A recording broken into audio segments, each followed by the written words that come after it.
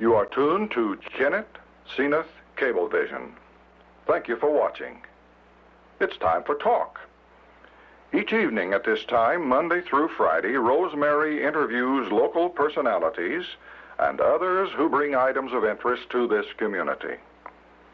Time for Talk is a community betterment service designed to cooperate with our local community betterment program. And now, it's time for talk. Well, you remember 2007? You remember that awful you remember the hot weather that came in March. Fooled everybody. Everybody rushed to get out plants. We got out plants, and then in April they froze. Well, it's May. It's mid-May 20-something, and we thought we'd show you progress in the garden. But let me tell you, there's something here that I have nothing to do with. I wash my hands of the whole matter. This is my husband's doings. Are you seeing this pot with a tomato growing out the top and another tomato growing out the bottom through the hole in the pot? Now, he has 2 tomato plants he bought, and they're growing in different directions. And I really think he needs to tell you the theory behind what's happening here. Now, we do have some beautiful tomatoes in the garden, but he has some pretty good tomatoes here. Let him tell you. Well, I saw the picture in a magazine of somebody raising tomatoes in a pot like this with a tomato growing out the bottom of the pot. So I decided might as well try that. And this is what the result is right here. Now, you can see that these tomatoes are really developing very well, and there are several more blooms on that top plant that's coming up there, and it's faring a lot better than the bottom one.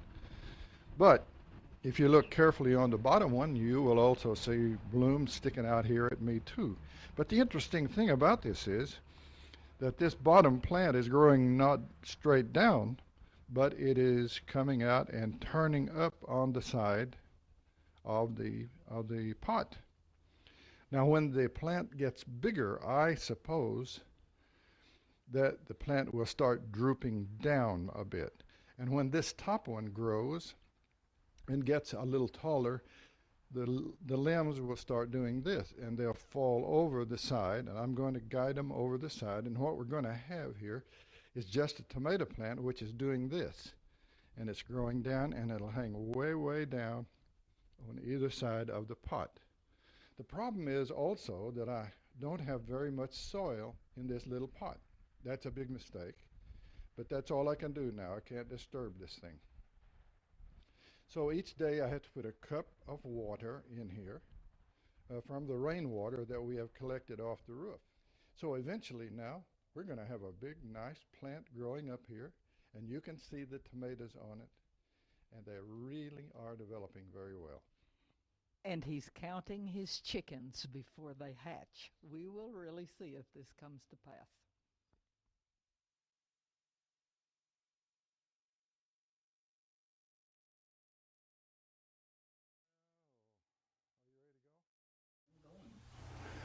Okay, my tomato doesn't look too good today. I deliberately did not put a cup of water in here yesterday, thinking I would stress the tomato and make those blooms set. But yesterday we had a big heavy wind, 25 miles an hour, and it just beat the top of my little bloom shoot here, just beat it to death, and it looks all wilted. And right here, these blooms that we're putting out beside these tomatoes, they all look wilted to me and not healthy at all. And these leaves look like they're wilted. The bottom is, I think, in much better shape than the top one, although it has no tomatoes on it. These blooms still look real healthy, real good. I have high hopes for them. But something's going here. And I suspect it's because I didn't put water in here, and most of the water is going to the bottom. That's the only thing I can figure out. Well, this whole thing may be a flop, but I put a cup of water in here just a minute ago, and hopefully that'll make this thing revive. We'll see in a little bit whether or not it revives. But those little blooms, I'm so sorry, they just look like they're dying. Both here and here. I'm going to move it into the sun. Okay.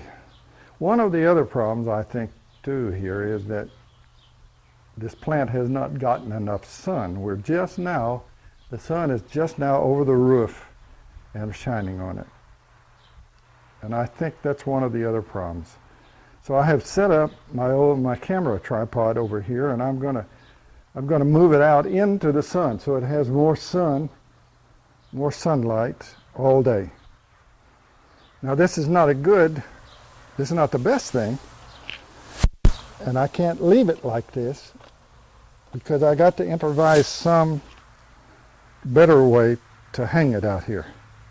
But at least the sun is going to get it most of the time now. So we'll see. My experiment is faltering. Poor little tomato. I'm very sorry. You see, I've had to take the top plant out. As I showed you before, it started to wilt, and I have no explanation for that other than I might have failed to put water enough for it in this small amount of dirt. I thought the bottom plant was going to do all right, but as you can see now, the bottom plant is wilting also after I dug this out. Well, no doubt I disturbed all the roots. Yeah, no doubt about that. Well, okay. I don't know if it can be saved. I was so hoping that it would continue to grow. But now I'm faced with the necessity of taking the bottom one out and transplanting it, try to save it. However, how am I going to get that bottom plant out of there? It just got a hole about like that it's growing out of. How am I going to get it out? The only solution I have is to destroy that pot and cut the pot, the material of the pot, split it apart, and take that thing out of there. So that's what I'm going to do. As you can see, I'm going down, all the way down the side,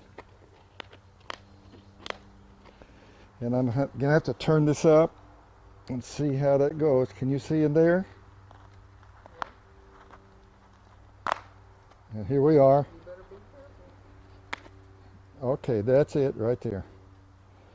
Now I'm going to have to take that out and separate it, just pull it apart out at the garden and try to set it in the hole.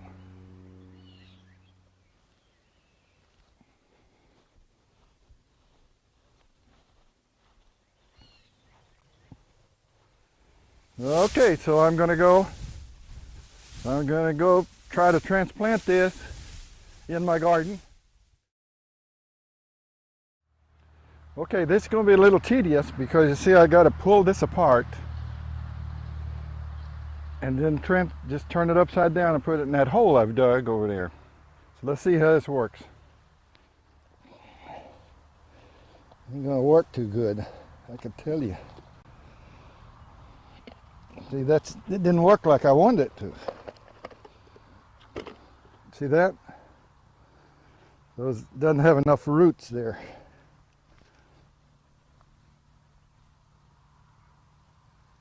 And I think that's been the trouble the whole time, that there are no roots.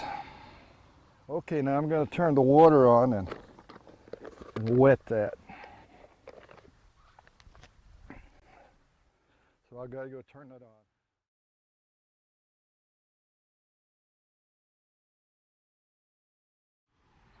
Do you remember 2007? You remember we had lots of 70-degree days, and then we had a week of 80-degree days? Fooled everybody. It fooled the trees. Let me show you. Let me show you what happened. All right. Our strawberries are blooming. We don't know if it has stopped the strawberries. Look what it did to the corn. Just look at that. Isn't that sad? Isn't that sad? And of course, this whole row coming. Now, there may be something coming up right there that may make it out here. Of course, it may be a weed. I don't want to really dig into it. I don't know about the strawberries as yet. Now, you see that? I can't really tell if that's just a lot of seed. We'll just have to wait and see what happens to the strawberry crop. And what's really sad is beans. Look at those green beans. They were so pretty. So pretty, makes you kind of want to cry. Okay, and of course, what else is sad? This whole thing is just sad news with what you tried. Look at the potatoes. Look at the potatoes. Isn't that sad? I don't know anything sadder than that. Of course, people say to me, now potatoes will come out. Even if they freeze down, they will come out. We'll see. We'll see.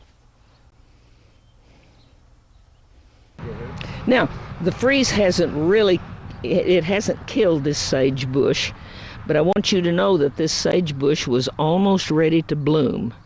You know the song, When the Bloom is on the Sage? Beautiful sort of violet colored blooms, and it's gotten all of them. I don't really mind that because I think the bush will still be there and it's the leaf you want anyway, but that freeze, that cold weather, and we're still in it. We're still in it. This morning it's in the 30s. Of course, you can't bother onions at all. Yeah, that's good to say. Get a shot down these onions. And onions, they'll make it when nothing else will. Just freeze doesn't seem to bother them. I'm sure they don't clap their little leaves together, but they're going to make it. And the garlic. Well, as soon as it warms up a bit, we'll be out here planting more seeds, and it'll probably turn out all right. We hope so. Have you ever seen anything more beautiful than these yard poinsettias? Now, the seed came from Mrs. Hall years and years ago, and we've struggled with them being small, but this year they outdid themselves. It isn't really a flower. If you notice, it's just the leaves on huge stalks. All right, they grow, they come on green, of course, and begin just to turn slowly like this. This is a little younger, and you see the foliage as it begins to turn, and the leaves as they turn. I don't know if you can get this burst of yellow down here. Actually, here's a burst of yellow too.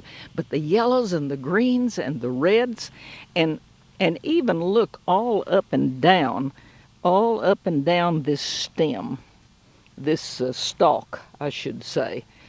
And they will hold this 2 or 3 weeks. 2 or 3 weeks they look like this. Why does everybody not have these in their yard? The seed grow all up and down the stalks, and I'll come out and when that dries, those little bunches dry, I will take those off and save those for next year's crop that I will put out. But I hope you're able to get the beauty in the, can you see on this group of yellow? The leaf is yellow, and just the tip, it looks like it's been dipped in something green. And these, the same way, red, but they have a green edge or dipped in something green. They're beautiful things. And look what a beautiful combination that makes. Bug deterrent and beauty. You just can't beat it. And look at this pear tree. Here we are the first week in August. Now, this tree should have at least 2 weeks before the pears really reach maturity. Of course, we've been eating what's dropped off. They're not quite as sweet as they will be, but I think last night in that strong storm, I think this limb has cracked somewhere up in there that you are not going to be able to see. But look at that limb. There is no telling how many pounds of pears are on this tree. Oh, I'm going to have to make jam. I tell you what, there is no telling how much jam I will have to make this year. Enough for all the grandkids. But when they turn yellow, pick them carefully, wrap them in a piece of newspaper, and put them down in a box, each one in its own separate little newspaper bit. And do you know they will stay good through December as long as you can keep them from freezing? And pull those pears out and eat them well on into December.